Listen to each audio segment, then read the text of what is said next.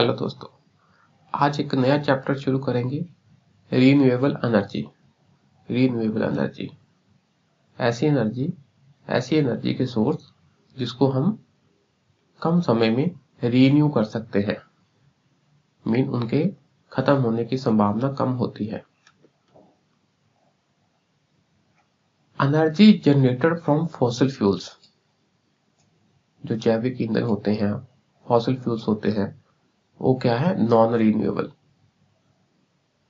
वो जल्दी उनकी पूर्ति नहीं की जा सकती, ठीक।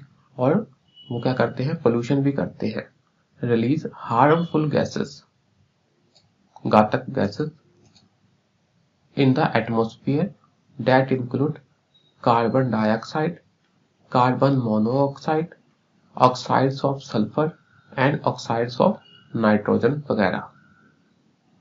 This leads to many environmental and health problems. Environment को भी हानि और हमारी हेल्थ को भी हानि। देखो, कार्बन डाइऑक्साइड है, सीधा सीधा ग्लोबल वार्मिंग करेगा। कार्बन मोनोऑक्साइड है, तो पता है कि हमारी बॉडी में ऑक्सीजन की सप्लाई कम कर देगा ये। Oxide of sulphur and oxide of nitrogen क्या करेंगे? पानी के साथ मिलकर एसिड बना देंगे, ठीक है जी। तो हम कहते हैं कि चलो जी रीन्यूएबल एनर्जी चूज करते हैं। तो क्या होती है? Renewable energy is generated from natural resources that are continuously replenished.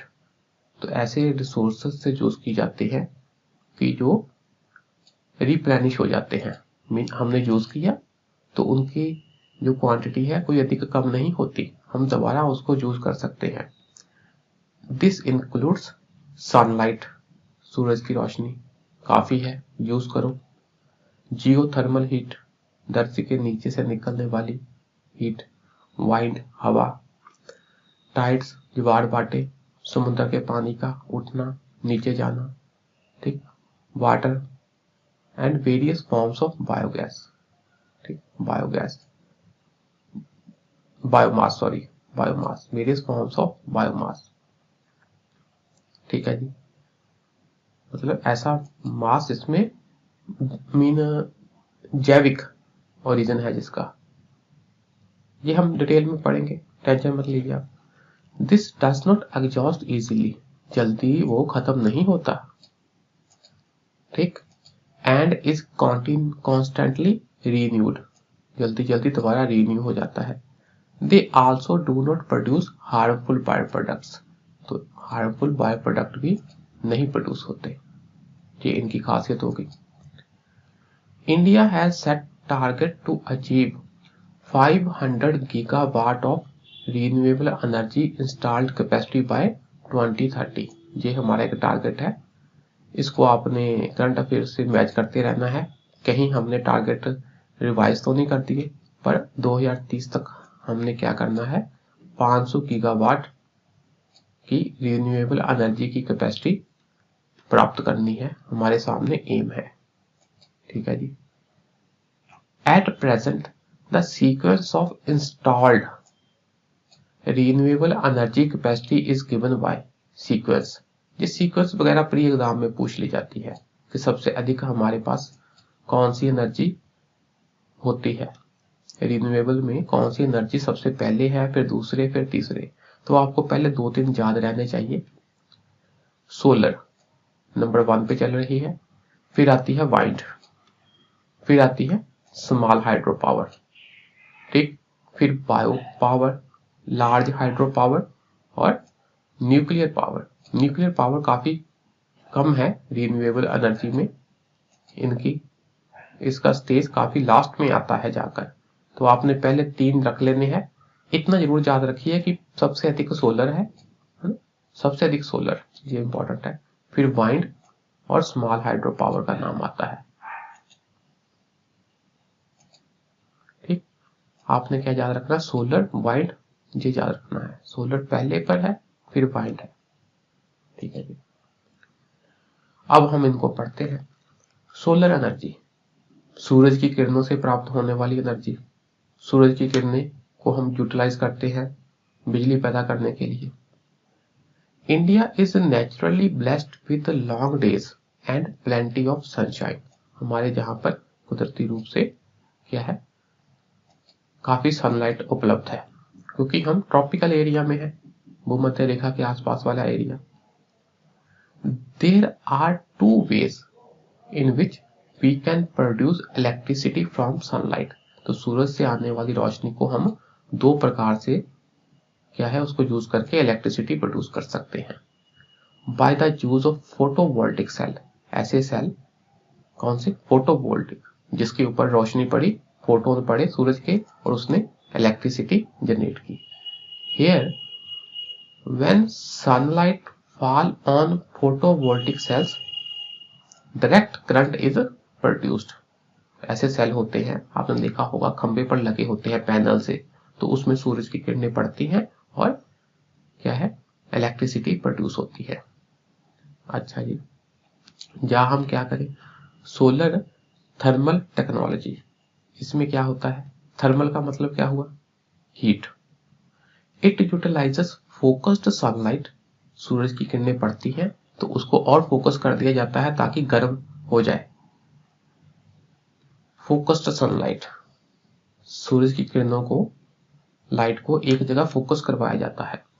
And convert it into high temperature heat, ताकि काफी क्या हो, हीट पैदा हो। ठीक है जी। That heat is then channelled through a conventional generator to produce electricity. तो फिर उस हीट को एक जनरेटर में यूज करके हम इलेक्ट्रिसिटी प्रोड्यूस करते हैं। सिंपल आप याद रख लो, सोलर थर्मल टेक्नोलॉजी में हम सोलर एनर्जी से क्या प्रोड्यूस करते हैं, हीट। थर्मल का मतलब heat. Solar collectors capture and concentrate sunlight to heat a fluid. ठीक, ऐसे हमने ना कलेक्टर लगा रखे होते हैं ताकि अधिक से अधिक सूरज की रोशनी रिफ्लेक्ट होकर एक जगह पर पड़े। तो वो क्या करते हैं, एक फ्लूइड होता है, कुछ लिक्विड होता है, वो गर्म हो जाता है, तो इस गर्म लिक्विड से फिर क्या है, बाद में इलेक्ट्रिसिटी प्रोड्यूस की जाती है, which in turn generates electricity. A major initiative called the national solar mission. हमने अपने देश में सूरज की रोशनी से एनर्जी प्राप्त करने के लिए नेशनल सोलर मिशन भी लॉन्च किया हुआ है। Was formulated by government of India and it's state government. तो सरकारों ने नेशनल सोलर मिशन लॉन्च किया हुआ है ताकि सूरज से एनर्जी प्रोडक्शन को बढ़ावा मिले। Its aim is to make India a global leader. India को ग्लोबल लीडर बनाना है, किसमें, in solar energy. Solar energy के सेक्टर में इंडिया को ग्लोबल लीडर बनाना है। And the mission envisages an installed solar generation capacity of 100 gigawatt. ठीक है, 100 गीगावाट हम सूरज से पैदा करेंगे। ठीक है जी। रिवाइज टारगेट बाय 2022, ये पहले था, तो ये 2022 तक था, आई थिंक अब 175 हो गया है। तो आप करंट अफेयर के हिसाब से आपने देख लेना है। बेसिक आप डाटा पर इतना कंफ्यूज मत होना, ये याद रखना कि हाँ, हमने नेशनल सोलर मिशन के तहत सोलर एनर्जी को बढ़ावा देना है और हमने टारगेट पहले से तय कर रखे हैं, जो कि टाइम बाउंड है, 2022 तक इतना कर लेना है। ठीक, तो ऐसे ही 2030 तक इतना कर लेना है, ये बात है। आगे बात आती है जी इंटरनेशनल सोलर अलायंस, ये इंपॉर्टेंट है। ठीक है जी। जब क्लाइमेट के ऊपर कॉन्फ्रेंस हुई थी ना, ये कॉन्फ्रेंस हर साल होती है, साल के अंत में हर साल कॉन्फ्रेंस होती है। तो 2015 में हुई थी पेरिस में, तो वहां पर इंडिया ने एक लीडिंग रोल निभाते हुए फ्रांस के प्रेसिडेंट, फ्रांस के साथ कोलैबोरेशन करते हुए ये अलायंस लॉन्च किया ताकि सोलर एनर्जी को और बढ़ावा दिया जा सके। International solar alliance is launched at the convention of parties 21, मतलब क्लाइमेट कॉन्फ्रेंस, कहाँ, पेरिस में, ठीक है जी। As a special platform for mutual corporation among solar resource rich countries lying fully और पार्शियली, कहाँ कहाँ, between Tropic of Cancer and Tropic of Capricorn. तो धरती में जो कर्क रेखा और मकर रेखा है, ट्रॉपिक ऑफ कैंसर और ट्रॉपिक ऑफ कैप्रिकॉर्न, उसके बीच वाले जो देश आते हैं उसमें सूरज की किरणें ज्यादा पड़ती हैं, तो उनको आपस में कोऑपरेशन करें, ठीक। एक स्पेशल प्लेटफॉर्म है कि ये कंट्रीज आपस में क्या करें, कोऑपरेशन करें, किसके लिए, सोलर एनर्जी की प्रोडक्शन के लिए। The aim is to address climate change by making transformation to renewable energy generation. Solar energy क्या है, रिन्यूएबल एनर्जी ही तो है, इससे CO2 नहीं निकलती, तो फिर क्या है, तो हम क्लाइमेट चेंज से भी लड़ सकते हैं, उस समस्या को भी एड्रेस कर सकते हैं। The international solar alliance ISA secretariat, इसका जो ऑफिस है, ताना बाना है, वो कहाँ है, will be set up in national institute of solar energy Gurugram, ठीक है जी। गुरुग्राम नाम हो गया है अब गुरुग्राम, ठीक है जी। तो ये क्वेश्चन इंपॉर्टेंट है, इसका सेक्रेटेरिएट कहाँ होगा, गुरुग्राम में। बन गया है, काफी काम चल रहा है। ऑब्जेक्टिव को थोड़ा और रिफाइन करके पढ़ लेते हैं। टू मोबिलाइज फाइनेंस, पैसे को मोबिलाइज करना। हाँ भाई, ये प्लेटफॉर्म है, हमने सोलर एनर्जी को बढ़ावा देना है, तो सभी मिलकर पैसा इकट्ठा करो, मोबिलाइज करना है फाइनेंस को। To bring down prices by increasing demand, demand increase करो ताकि प्रोडक्शन में सहायता मिले, और जब डिमांड इंक्रीज करेगी, इकोनॉमी ऑफ स्केल होगा, नंबर ऑफ प्रोडक्ट ज्यादा बनेंगे, तो प्राइसेस भी कम होगा, ठीक है जी।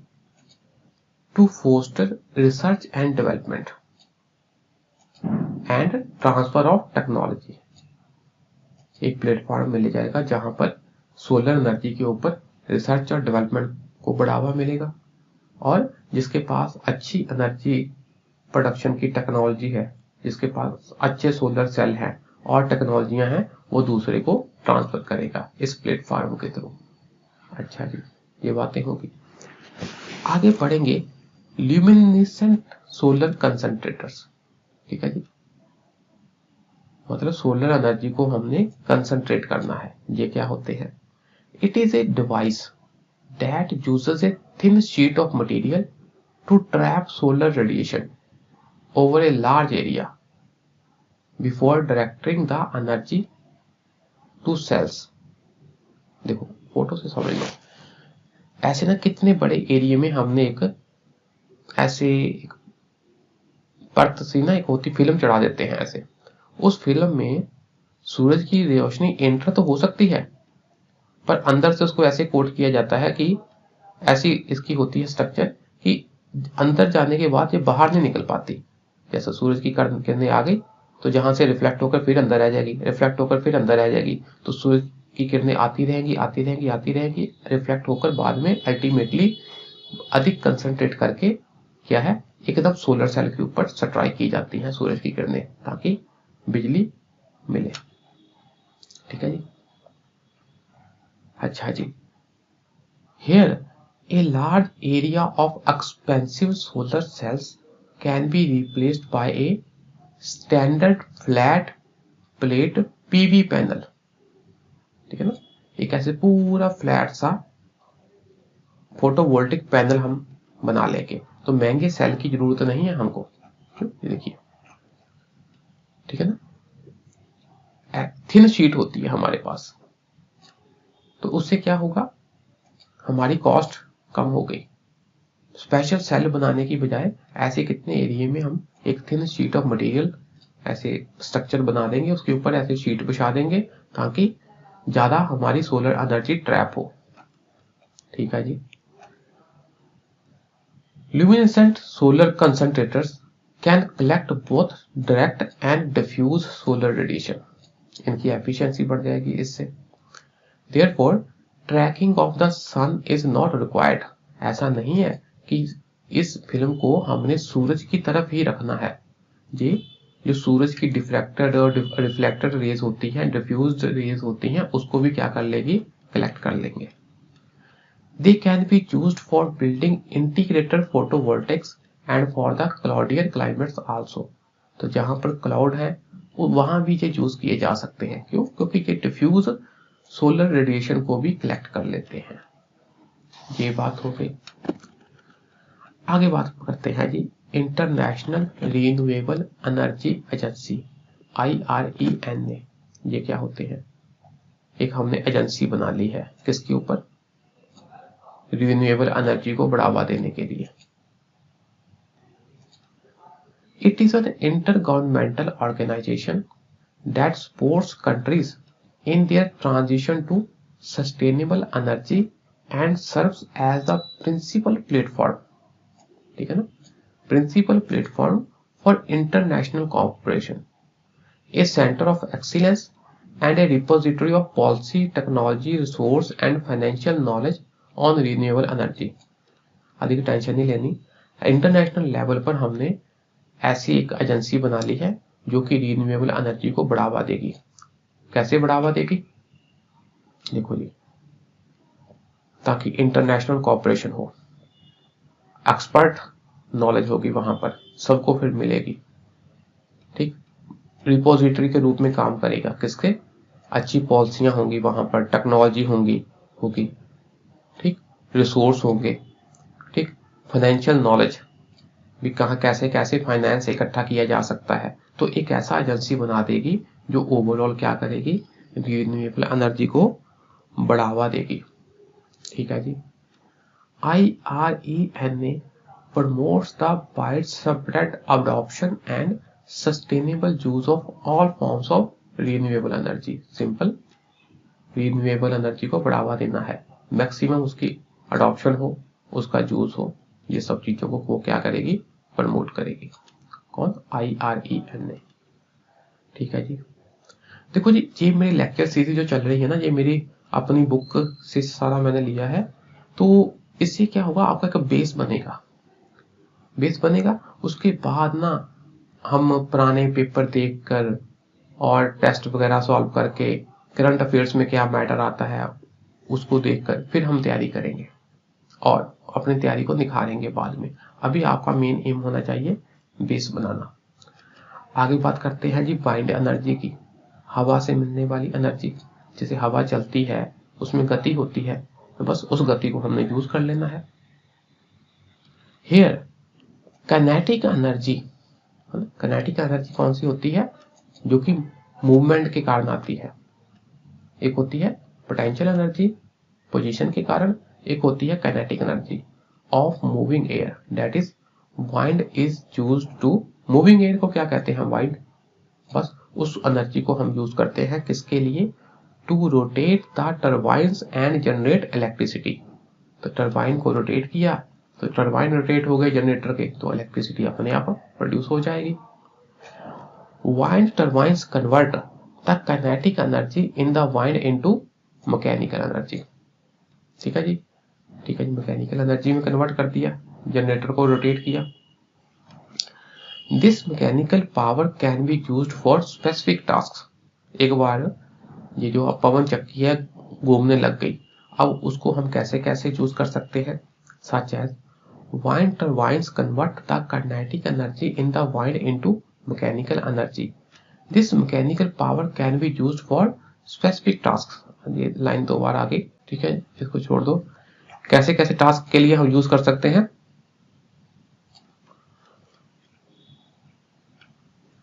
ग्राइंडिंग ऑफ ग्रेन्स, जो हमारा अनाज है उसको पीसने के लिए यूज की जा सकती है।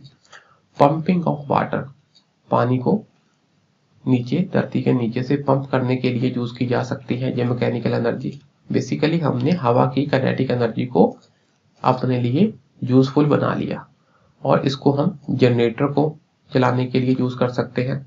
तो फिर क्या होगा, a generator can convert this mechanical power into electricity. Generator जब घूमेगा तो क्या कौन सी एनर्जी मिलेगी? बिजली वाली। ठीक है जी। आगे बात आती है जी वाइंड फार्म की।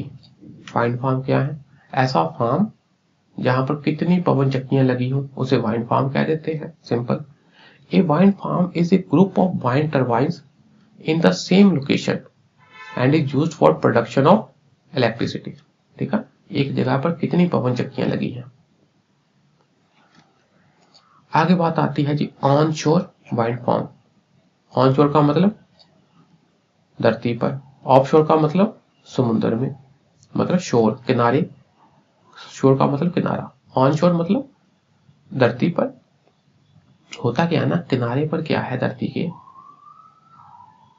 जैसे लैंड ब्रीज और सी ब्रीज चलती हैं।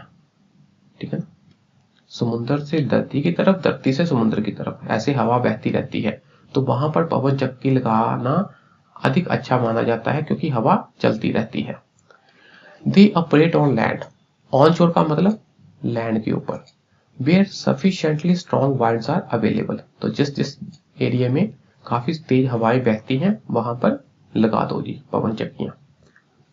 ऑन शोर का मतलब धरती पर। The turbines of an onshore wind farms are less expensive. ठीक, क्योंकि धरती पर लगाने वाली कम महंगी होती है and easier to set up. इनको लगाना, मेंटेन करना और ऑपरेट करना आसान होता है कंपैरेटिव टू ऑफ शोर टर्बाइन्स। तो जो समुद्र में टर्बाइन्स लगती है उससे क्या है जी, सस्ती भी है और इनको सेटअप करना, मेंटेन करना और ऑपरेट करना भी क्या है, आसान होता है। ऑफशोर वाइंड फार्म्स मतलब समुद्र में, पानी में।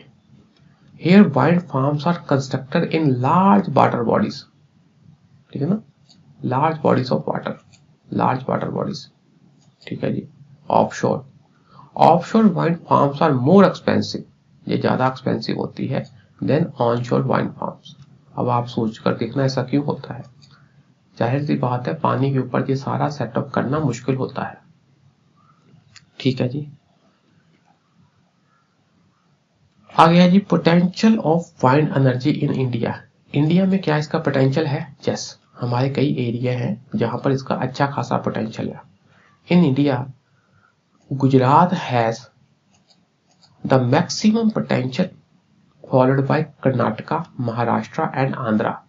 आपने ये बात याद रखनी है कि एट प्रेजेंट सबसे अधिक कहां है? तमिलनाडु में। जो हमारी पवन चक्कियां वगैरह या वाइंड फार्म्स या वाइंड से एनर्जी ऑब्टेन करने वाले हमने इंस्ट्रूमेंट वगैरह, ये कहां है? सारे तमिलनाडु में। पर पोटेंशियल किसका सबसे अधिक है? गुजरात का। ये याद रखना आपने। Okay, at present sequence of installed capacity है कहां? सबसे अधिक है आपका तमिलनाडु में, फिर महाराष्ट्र में, कर्नाटका, राजस्थान ये बाद में आते हैं। आपने पहले वाले याद रखना है जरूर। पोटेंशियल किसकी सबसे अधिक है? गुजरात की। और सबसे अधिक कहां इंस्टॉल्ड कैपेसिटी है? एट प्रेजेंट तमिलनाडु में। ठीक है जी, तो आज के लिए इतना ही रखते हैं, बाकी नेक्स्ट क्लास में करेंगे। शुक्रिया जी।